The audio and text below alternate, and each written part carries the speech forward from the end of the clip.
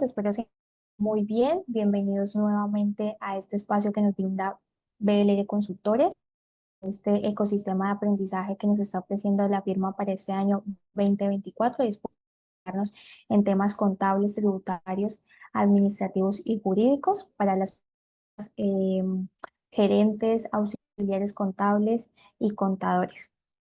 El día de hoy, el tema tratará sobre cómo interpretar los estados y qué anexos se deben de pedir a cargo de la doctora Viviana Valenzuela, CEO de BLR Consultores. Les quiero comentar que este día de hoy terminan nuestros webinars por el mes de enero. Vamos a tener durante los 12 meses del año 3 reuniones en cada mes. ¿Listo? Entonces, para que estén pendientes en nuestras redes sociales, estén pendientes también en nuestra página web, donde estamos publicando constantemente información, nuestro canal de YouTube, donde estamos también subiendo la información de los que han sido grabados, la importancia de suscribirse a estas reuniones, a fin de que les llegue el material, ¿cierto? Que los profesionales exponen. Entonces, esa es la invitación.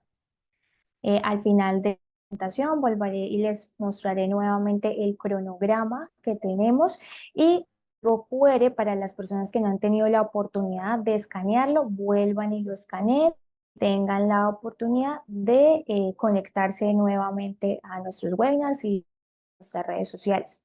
Les tengo ahí como una noticia súper importante, es que mm, próximamente vamos a tener temas de índole jurídico. Sí, para los que no nos conocen, nosotros somos un grupo de contadores y abogados, entonces vamos a tener varia información importante para los empresarios que nos acompañan en esta reunión, contadores también, sobre temas de libros de actas, libros de accionista, patrimonio, entonces para que estén súper conectados también y puedan retroalimentarse de estos temas que son tan importantes. Bueno, más, vamos a dar inicio a nuestro webinar del día de hoy a cargo de la doctora. Entonces, doña Viviana, bien pueda, vamos a dar inicio. Bueno, buenas tardes a todos. Hoy estamos aquí con el ánimo de poder compartir con ustedes información. El tema que tenemos para ustedes el día de hoy es digamos que está enfocado a cómo interpretar los estados financieros, digamos que en aras de los no contadores, sino pues para cualquier persona que tenga la oportunidad de tener unos estados financieros en sus manos y que pueda hacer algún tipo de lectura con esta información, ¿sí? Eh, ¿Qué es el ESF? Que es el estado de situación financiera, que es lo que nosotros habitualmente en Colombia hemos llamado balances, ¿sí? El balance, pues es una herramienta que me permite conocer de la compañía qué inversiones tenemos, si la empresa tiene cuentas por cobrar, si tiene inventarios, qué es lo que qué es lo que tiene a nivel de pasivos o deudas. Entonces, digamos que aquí podemos ver grandes elementos que nos permiten saber cómo podemos iniciar o poder leer las cifras de una compañía. También tenemos el ERI, que es el estado de resultado integral, que es lo que comúnmente en la trayectoria colombiana hemos llamado PIG, que es el estado de pérdidas y ganancias. En este estado financiero lo que podemos ver es resumido el acumulado de las cuentas que nos permiten determinar si una empresa ganó dinero o perdió dinero, ¿sí? Como tenemos que estar ya, digamos, introduciendo a todos nuestros empresarios y emprendedores en esta dinámica del lenguaje de normas internacionales, entonces tendremos que tener presente que cada vez que hablemos de balance general en términos de norma internacional, estamos hablando del estado de situación financiera. Cuando estemos hablando del ERI, es estado resultar integral, que es el nombre técnico a nivel de normas internacionales, pero que muy comúnmente podemos entender como PIG, ¿sí? Entonces, cuando estemos en vista con nuestros contadores o nuestro equipo financiero, pues seguramente podemos entender este lenguaje de PIG y balance, pero pues se hace necesario que vayamos haciendo esa migración como mental, ¿sí? También, ¿qué podemos analizar en los estados financieros? ¿Cierto? En un estado financiero podemos revisar qué capital tiene la empresa, cuáles son los ingresos que percibe, cómo se gasta esos ingresos que percibe y cómo están comprometidos. Cuando hablo de cómo están comprometidos esos ingresos es porque con el dinero que ingresa una compañía es que nos permite a nosotros subsidiar los costos y gastos de una empresa y además de eso poder pagar aquel endeudamiento o acreencia que hayamos adquirido para la inversión del negocio. Entonces vamos a ver y vamos a buscar interpretar un estado de resultados de una empresa de servicios. Para este ejemplo, hemos tomado la empresa de servicios y hemos escogido un hotel, El Sueño y Descanso. Vamos a revisar un comparativo de información del 2023 versus el 2022. ¿Qué encuentra uno en el ERI o PIG? Pues vamos a encontrar unos ingresos por los servicios que se prestan por el servicio de hospedaje y el costo de servicio. ¿Qué anotaciones quiero hacerles? Pues primero, que esta empresa, por ejemplo, aquí vamos a poder observar que en el 2022 tuvo ingresos por 692 millones y en el 2023 por 864. Eso significa que esta empresa tuvo un incremento en ventas que equivale al 25%. Es esta cifra que está en el lado derecho de la pantalla corresponde a los incrementos que han tenido cada uno de los rubros. En el costo del servicio de hospedaje, estamos hablando que tuvimos 216 millones en costo frente al 2022 de 207 millones. Significa que estos 216 equivalen al 25% del ingreso que recibió esta compañía. ¿Eso qué qué nos permite revisar? ¿Sí? Aquí de primera mano estamos observando que mejoramos el indicador del costo en el año 2023 porque tuvimos el 25%, mientras que en el 2022 pudimos tener el 30%.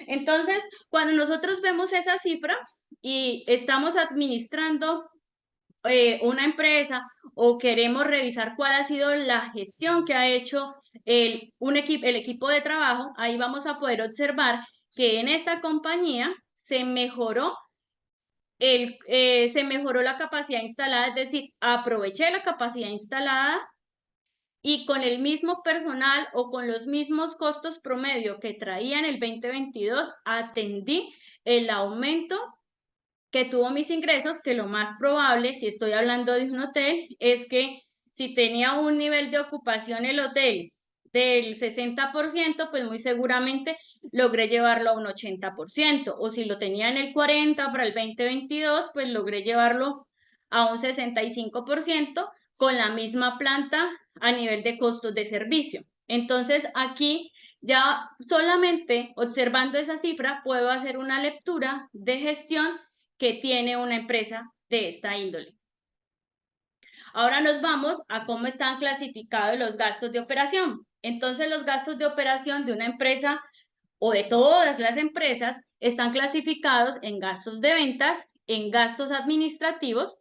Tenemos unos gastos de depreciación que quisimos detallar aquí por una sencilla razón, porque los gastos de depreciación en las empresas son erogaciones no efectivas, es decir, es un dinero que se apropia en el estado de resultados o un rubro que se apropia, pero que a su vez no se eroga de manera inmediata.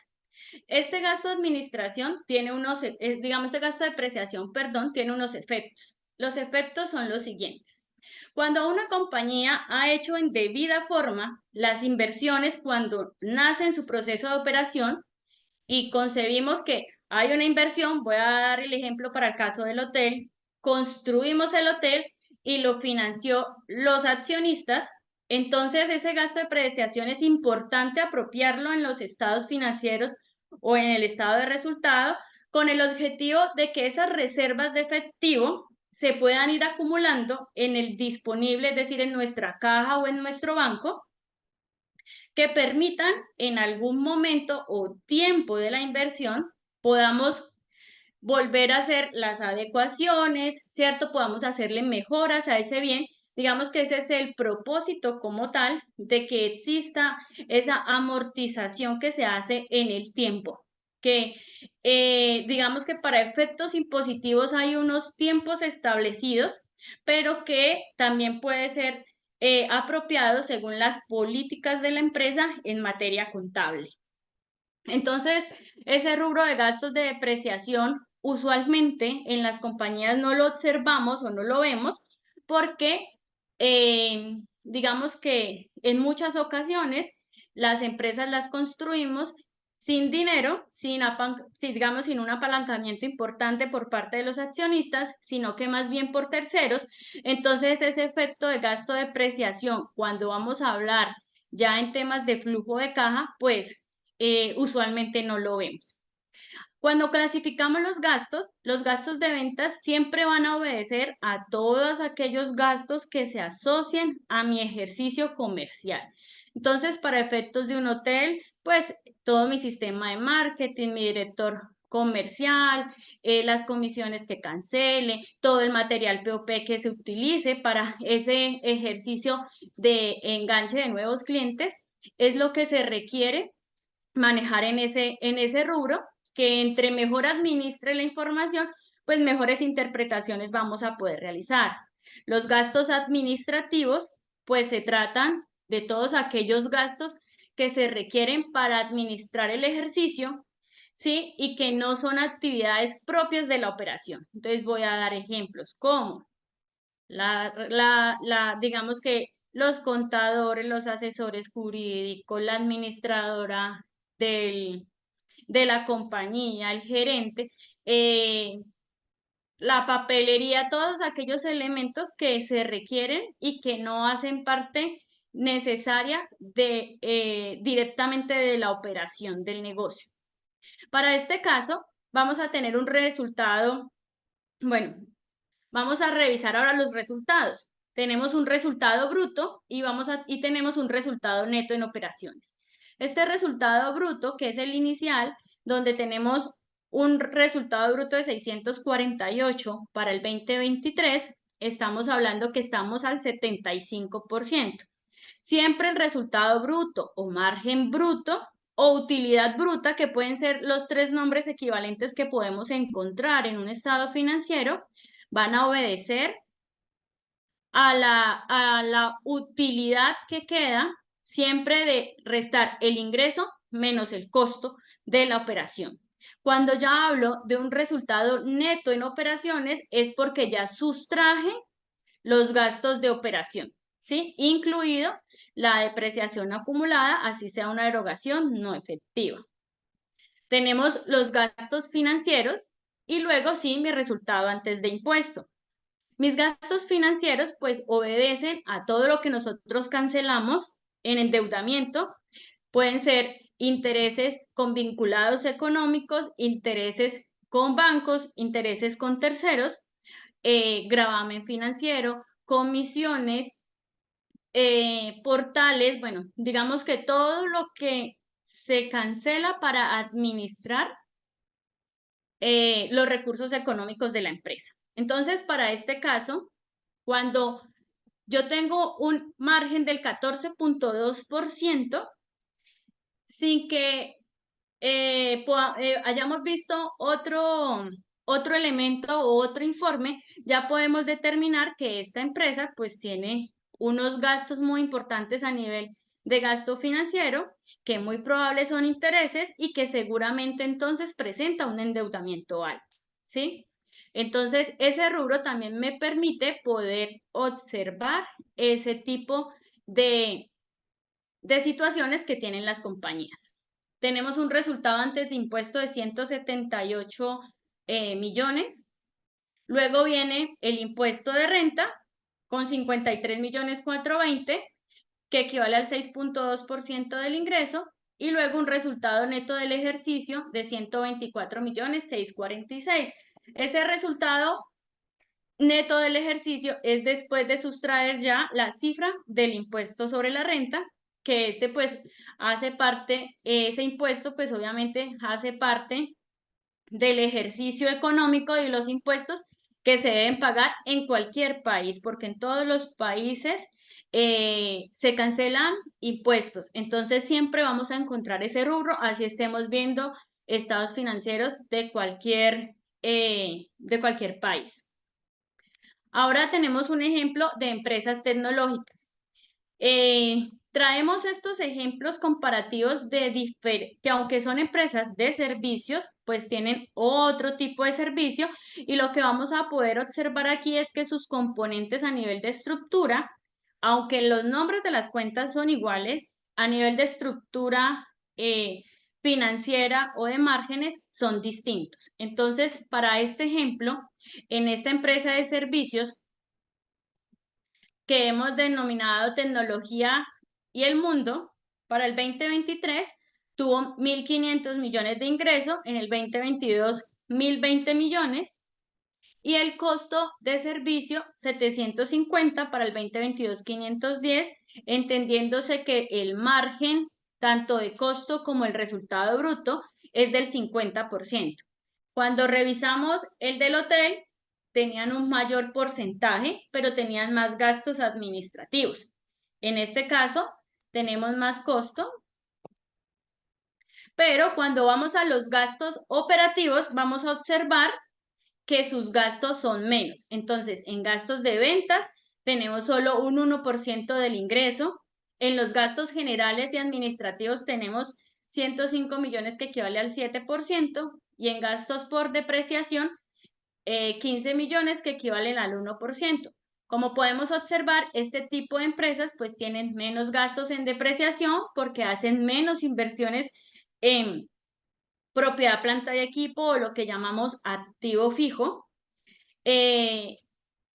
Y obviamente también en los gastos administrativos su estructura es menor. Entonces eso hace que estos indicadores, dependiendo del sector, sean diferentes. Luego tenemos los gastos financieros, que equivalen al 5.7% del ingreso. Entonces es muy probable que esta sociedad también tenga un endeudamiento, ¿sí? Seguramente no tan alto por el volumen de inversiones que hace, pero va a presentar endeudamiento. ¿Eso cómo lo identificamos? Cuando observamos el rubro de gastos financieros. Luego viene el resultado, el impuesto sobre la renta, que se cancela en todas las sociedades. Resultado neto del ejercicio nos da 344 millones de pesos, con un equivalente de rentabilidad del 23%. Entonces aquí podemos observar que estas empresas pues tienen un margen de rentabilidad mayor. Ahora nos vamos a observar una empresa de comercialización. Entonces vamos a observar la empresa Todo Ruedas. En esta empresa Todo Ruedas tenemos ingresos por 305 millones, comparado con el año anterior, 343 millones, significa que decrecimos, es decir, que tuvimos una disminución en las ventas. En el costo de venta vamos a tener unos costos de 215 millones 448, que equivalen al 70.5% sobre el ingreso. ¿Esto qué nos quiere decir? De que las empresas de comercialización, como lo que hacemos es comprar un producto para venderlo, esa relación de la compra versus el valor de venta tiene una ponderación del 70.5%, lo que hace que una empresa de comercialización tenga una estructura de costos muy diferente a la empresa de servicios de tecnología y a la empresa de servicios del hotel, ¿sí? Entonces, la forma de leer o de revisar sus finanzas pues tiene que orientarse de manera distinta. En el resultado bruto de ventas tenemos el 29.5%, Por ende, tenemos en todas las empresas van a encontrar los gastos operativos, tanto de ventas como gastos de administración, como los gastos de depreciación de la propiedad, planta y equipo, de los cuales tenemos en ventas el 5.3 sobre el ingreso, el 12% sobre los gastos administrativos, el 1.4 en gastos de depreciación. Tenemos un resultado neto de 32.972.000, gastos financieros de 2.000. Como vemos, esta empresa pues no tiene un nivel de endeudamiento alto, es decir, que podemos diagnosticar que Todo Ruedas viene trabajando con recursos propios, que no tienen endeudamiento y que estos gastos obedecen a lo normal correspondiente al 4 por mil, a los gastos de comisiones y pagos por transferencia. En el resultado neto de operaciones tenemos 30.950.000 para un margen del 10.1%. Entonces, aquí lo que podemos observar es que dependiendo en el gremio en el que me encuentre, de esa misma manera van a obedecer los márgenes correspondientes, tanto en temas de margen bruto como en temas de utilidad neta. Ahora vamos a hablar de los estados financieros de situación financiera, lo que llamamos el balance general de manera habitual, ¿sí? Quiero hacer una aclaración, es que usualmente, pues en normas internacionales vamos a encontrar que la caja, los bancos, pues se llaman efectivo, equivalente a efectivo, que en clientes se llaman cuentas, corrientes comerciales, que hay unos nombres muy técnicos, pero que nosotros podemos pedirle a nuestros administradores financieros que nos entreguen información que podamos leerla y entenderla. ¿Para qué? Con el fin de poder administrar de manera correcta, de poder ver las cifras como corresponden, ¿sí? Además de que también, pues, de manera natural, en muchas ocasiones, para poder acceder a sistemas financieros, pues tenemos que darle como una especie de ajuste a ese estado financiero formal para las entidades financieras, pero que el balance que se pueda entregar a los gerentes o a los administradores del negocio sea un balance depurado, que ya tenga cifras limpias y que se tengan todas las decisiones administrativas para poder hacer el real diagnóstico de la compañía. Entonces, para este caso, estamos mirando todo lo que corresponde al activo. El balance se divide en tres partes. La primera es el activo, que va a obedecer a toda la inversión, es decir, cómo de los recursos que recibí de la operación los invertí, ¿sí? Entonces, cuando hice mi operación, al final determiné que en caja tenía 30 millones, que en el banco me quedaron 80 millones de pesos, ¿sí? Que en cartera de clientes, es decir, lo que tengo por cobrar de la mercancía que de pronto entregué fiada, por decirlo de alguna manera, tenemos 155.600.000. También los anticipos que le hice a la, a la entidad gubernativa en el acumulado desde el periodo del año o del tiempo, y mi saldo de inventarios. Estos elementos se llaman activo circulante, activo corriente, ¿sí? Esto es lo que nosotros podemos decir que de manera fácil una compañía puede volver dinero, ¿sí? Si yo le cobro a mi cliente me va a pagar, y si me paga, lo convierto en cash, ¿sí? Si vendo mis inventarios, entonces también los puedo volver dinero. Entonces, por eso se le llama activo circulante o activo corriente. Aquí tenemos una precisión importante, y es que del total de la inversión, es decir, del total de los activos, ese activo circulante pesa el 22%. Quiero que lo tengan ahí en el radar. Luego vienen los activos fijos. En los activos fijos, pues esta sociedad invirtió en edificios, tiene 850 millones, tiene unos equipos de transporte, es decir, vehículos, por 258 millones, y tiene depreciaciones por 150. Recordemos que las depreciaciones es ese valor que amorticé, ¿sí? Para darle un menor valor, pero que en teoría se me fue al estado de resultados como gasto, ¿sí? Al final y el total en activo fijo me pesa el 78% y el total activo me suma los 1.224.500 que equivale al 100%. Luego, estos activos tienen que ser financiados de dos maneras. Solamente hay dos formas, lo que colocan los terceros y lo que colocan los accionistas. Entonces, vamos a ver quiénes son esos terceros. Esos terceros, pues, son mis proveedores, que al yo no pagarles, pues lo que hice fue un sistema de financiación, me financié con ellos para hacer pago de gastos o compra de inversiones, cuentas por pagar, acreedores varios e impuestos por pagar. Esto me da un total de pasivo corriente o circulante de 449 millones, que pesan del total de la inversión, es decir, del total de mi activo, el 36.7%. Aquí estos círculos que están en rojo es porque ya con solo haber hecho esa lectura, ya puedo identificar que la compañía tiene un problema o un inconveniente de liquidez. ¿Por qué? Porque su pasivo corriente, es decir, el pasivo inmediato, es superior al activo circulante que tiene. Su pasivo está pesando el 36.7%, mientras que el activo circulante pesa el 22%. Significa que no tiene ni siquiera un peso por cada pasivo que debe, no le alcanza el activo circulante para pagar.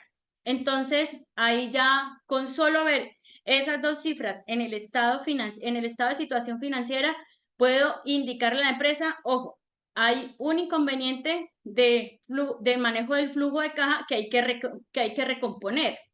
En el pasivo no corriente tenemos una estructura de 36.9% para un valor de 451. Usualmente, así como comparo mi pasivo corriente o circulante con mi activo corriente, pues el activo no corriente se compara con el activo fijo.